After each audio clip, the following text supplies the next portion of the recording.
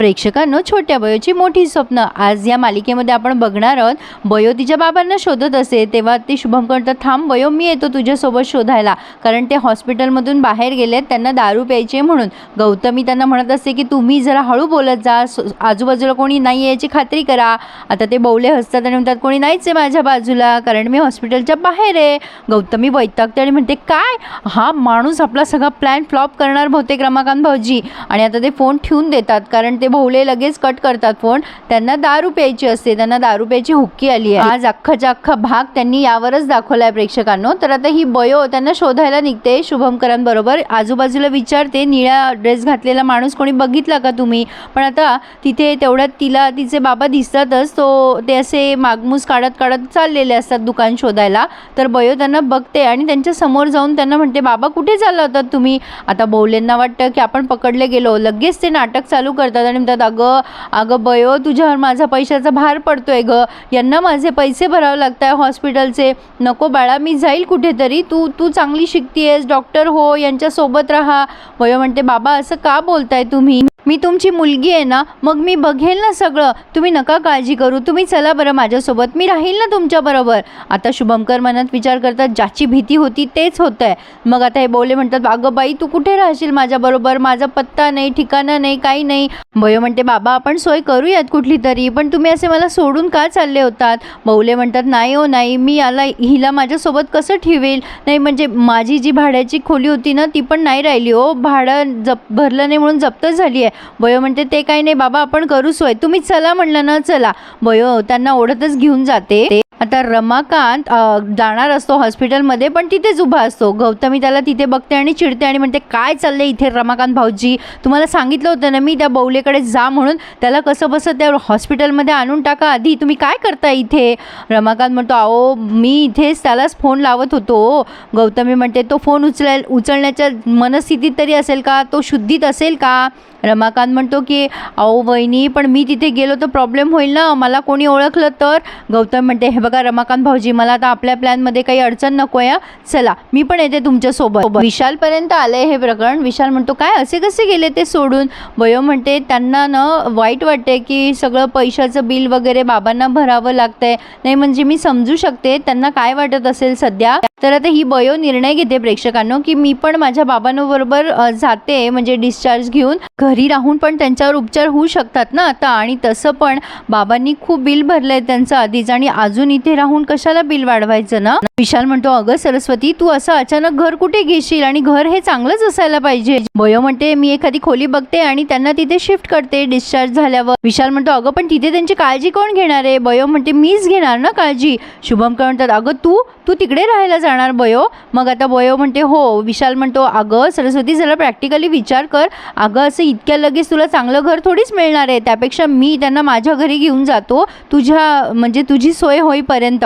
मग आता बयो म्हणते, सर तुम्हाला कशाला त्रास. विशाल म्हणतो, अगं त्यात त्रास काय आहे, तू ऐक माझं, मी माझ्या घरी त्यांना ठेवतो. आता ही गौतमी पोहोचली आहे हॉस्पिटलमध्ये, आणि हा रमाकांत बहुतेक त्या बवलेला शोधायला गेलेला असतो. तो फोन करतो गौतमीला आणि म्हणतो, वहिनी नो, मी त्याला खूप ठिकाणी बघितलं, तो नाही सापडला हो मला. गौतमी म्हणते, तो आला इथे हॉस्पिटलमध्ये. रमाकांत म्हणतो, काय सांगताय, आलाय, तुम्हाला कोणी सांगितलं. मग गौतमी म्हणते, मला फोन आला होता दुष्यंतचा, त्यामुळे मी इकडेच आली आहे सध्या. रमाकांत म्हणतो, रवळनाथ पावलो बाबा. मग तो विचारतो गौतमीला, त्याला कोणी आणलं. मग ही सांगते की बयोने आणि शुभमकरने आणलाय. मग रमाकांत विचारतात की त्यांना कळलं तर नाही ना हा दारू प्यायला बाहेर पडला. गौतमी म्हणते, नसेल कळलं कदाचित, पण तुमच्या माणसाला सांगा की काम नीट करा म्हणून, दरवेळेला नशीब साथ देईल असं नसतं रमाकांत भाऊजी. मग रमाकांत म्हणतो, बरं सांगतो मी, आणि फोन ठेवून देतो. आता ही गौतमी पोहोचली आहे डायरेक्ट त्या बवलेच्या तिथे रूममध्ये, आणि आता तो बवले जरा म्हणजे कसं तरी करत असतो. मग ही गौतमी त्याच्या ओरडते आणि म्हणते, काय हो, तुम्हाला जरा धीर धरवत नाही का, तुम्हाला एक जबाबदारी दिली आहे, ती नीट सांभाळता येत नाही का तुम्हाला, पैसे देतोय ना आम्ही तुम्हाला त्याचे.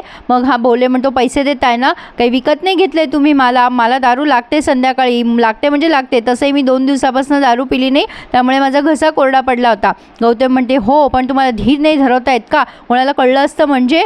आता हे दोघांमध्ये छोटासा वाद होतो. मग हे बोले म्हणतात, हे बघा माझ्याशी अशा बोलायचं बोलायचं नाही हा. गौतम म्हणते मग ते काम दिलं ना ते नीट करा, हे घ्या आता. आणि तिने त्याला हवंय ते आणून दिलंय. त्यामुळे आता तो खुश झालाय बवले. आणि गौतमी ओरडते त्याच्यावर की आता याच्यापुढे असा निष्काळजीपणा करू नका, जी जबाबदारी दिली आहे ना ते नीट पार पाडा, कोणाला समजू देऊ नका आणि नशेत पण आमची नावं बरळू नका. आता तेवढ्या तिथे बयो येते, त्यामुळे गौतमी घाबरते आणि अशी मागे बघते. बयो म्हणते तुम्ही इथे? आता गौतम म्हणते अगं हो, तुझे बाबा हे परत आले तसं मला शुभूने सांगितलं, म्हणून आले होते त्यांना भेटायला. नाही, तुझे खरे बाबा आले, तुला खूप आनंद झाला असेल ना. म्हणलं यांच्या तब्येतीची विचारपूस करावं, काळजी घ्यायला सांगावं, त्यांना आराम करायला सांगावं. बरं आराम करा हं तुम्ही. आता उगाचच त्या बवलेकडे बघून आपली फॉर्मॅलिटी म्हणून काहीतरी बोलते, पण बयोला काही या गोष्टीवर विश्वास बसत नसतो. पण तरीसुद्धा तिला शंका काही आली नाही. असो, काय सांगू आता प्रेक्षकांनो. तर आता ही बयो म्हणते बाबा आता आराम करा तुम्ही. गौतमी निघून जाते तिथून. मग आता ते भोवले म्हणतात अगं मला जरा बाथरूमला जायचं आहे, मी जाऊन येतो. मग बयो म्हणते वॉर्ड बॉयला पाठवू का? मग आता हे म्हणतात नको नको, वॉर्ड बॉयला नको पाठवू, मी जाईल माझं. हां, बयो म्हणते बरं ठीक आहे बाबा. मग आता ते आतमध्ये जातात आणि त्यांचा कार्यक्रम उरकून मग बाहेर येतात. पण आता ह्याच गोष्टीमुळे प्रचंड थैथयाट झाला आहे प्रेक्षकांनो, कारण ह्यांचं खरं रूप बयोसमोर आलं आहे, पण ते आज नाही कळणार आपल्याला, त्यासाठी थोडी वाट बघावी लागेल.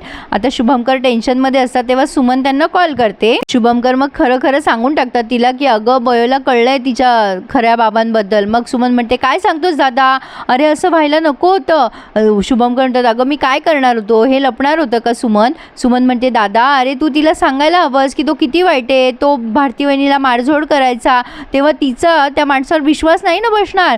शुभमकर म्हणतात हे बघ तू तेच सांगू नकोस सुमन मला. बयोला जर कळायचं असेल ना तर आपसुकच बयोला त्याच्या वागण्या बोलण्यातून कळणारच आहे. मी ठेवतो आता फोन. आता ते फोन ठेवून देतात. पण सुमनचं टेन्शन काही कमी होईना.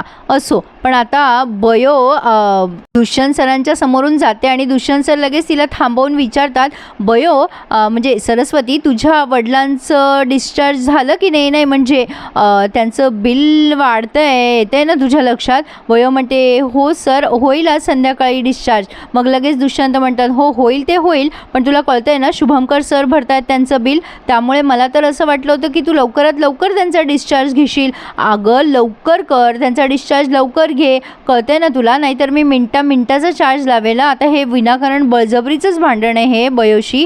असो, पण बयो म्हणते बरं ठीक आहे सर मी करते काहीतरी. आणि आता ती पुन्हा आत गेली आहे. तर प्रेक्षकांनो आता हे बवले आलेत म्हणजे असे डुलत बाहेर, आणि आता त्यांना त्यांच्याच तोंडाचा वास येतो, म्हणून आता ते तिथे काहीतरी रूम फ्रेशनर वगैरे शोधतात आणि त्यांना सापडतं सुद्धा. किती ते नवल.